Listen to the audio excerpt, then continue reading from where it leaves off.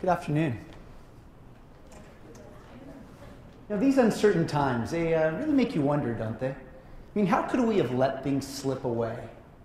This quote from John Lennon really says it all, really puts things into perspective. You see, life is what happens to you while you're busy making other plans. I mean, isn't that the truth? In fact, isn't that what takes place in the workplace? I mean, one minute there's order, and then the next there's organized chaos. See, this organized chaos has us all living in a survival world that requires us all to be more innovative at a time of tremendous adversity. Well, when Mr. Forbes was here earlier, I said, how can we all be thinking about reviving the economy when we were never taught to survive? He said, we better all learn pretty fast.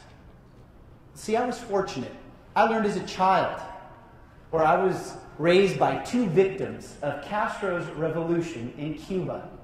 My mother and father both met in the early 1950s during the famed Havana Nights, where Cuba was a tropical paradise whose entertainment, nightlife, music, food, and culture attracted the most dynamic personalities in the world. See, my parents didn't only meet in Cuba, they were pioneers in Cuba.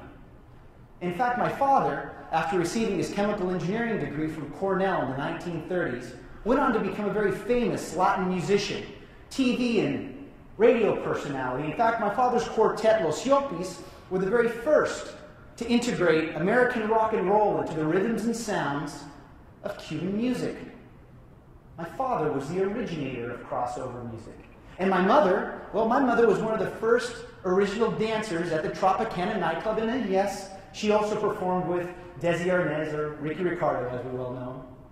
But it was in the late 1950s where a political and military unraveling took place, spearheaded by Castro's revolution that marked the end of Cuba's reign as one of the most progressive countries in the world.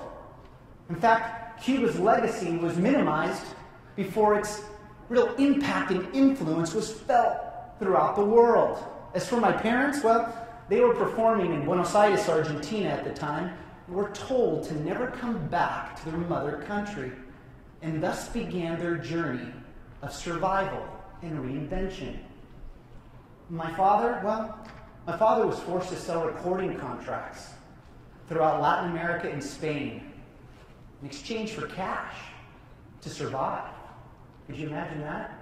But eventually brought him to the United States, where he was one of the three chemists that formulated Miller Lite. You can imagine what my childhood was like. But then, at the ripe age of 80, I brought my father out of retirement. I said, Dad, let's go get him.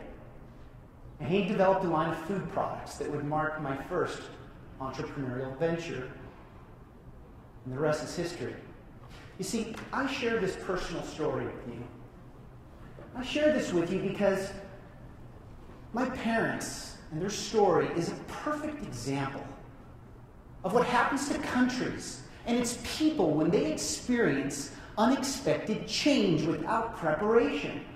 Or as Lennon would have said, while we're busy making other plans. See, we're all in the midst of experiencing this today. Right now, perhaps not as radical, but we are experiencing a landscape of change that is now trickling into the workplace, where we are more than ever being told to be accountable and be brave enough to survive and thrive in it. You see, adversity is a moment that defines you. It makes you think of things that you've never done before. It makes you do things that you never thought you could. Or as my father used to tell me, that, son, opportunities are everywhere.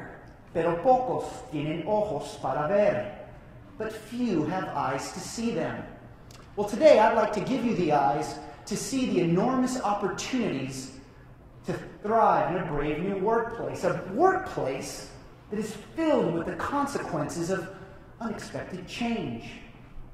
A workplace that's much more entrepreneurial, that allows us to see different types of opportunities previously unseen that are now being driven by trust, empowerment, transparency, So what are the three dynamics in the workplace today? Well, number one, the U.S. workforce has an identity crisis.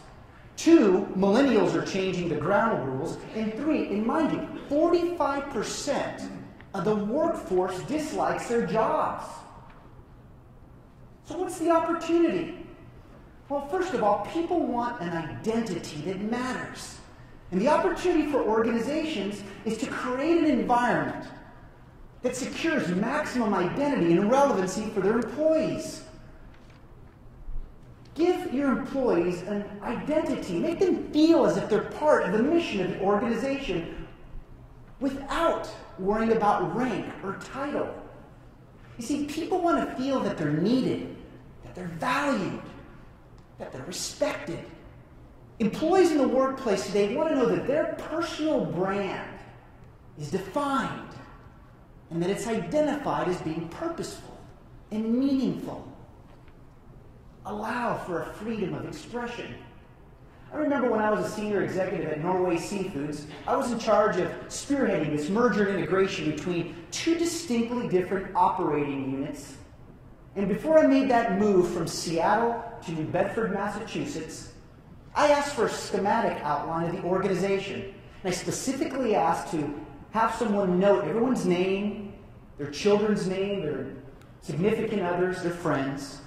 And I took 3 weeks after making that move, and I went office to office, cubicle by cubicle, and I asked them, what do you think about the merger and integration? The approach was a huge success. Why? Because people felt important. People felt that they had an identity that mattered. Not only that, several of them ended up taking me out to dinner, and no joke, within 2.5 weeks, I ended up gaining 10 pounds. It was crazy. But can you imagine coming out of nowhere as a senior executive to someone who's never been approached before and say, what matters to you? Is that important? You bet it is. You see, to thrive in a brave new workplace, success must be measured beyond pure profit. Allow your people to be part of the innovation process. That represents the new normal.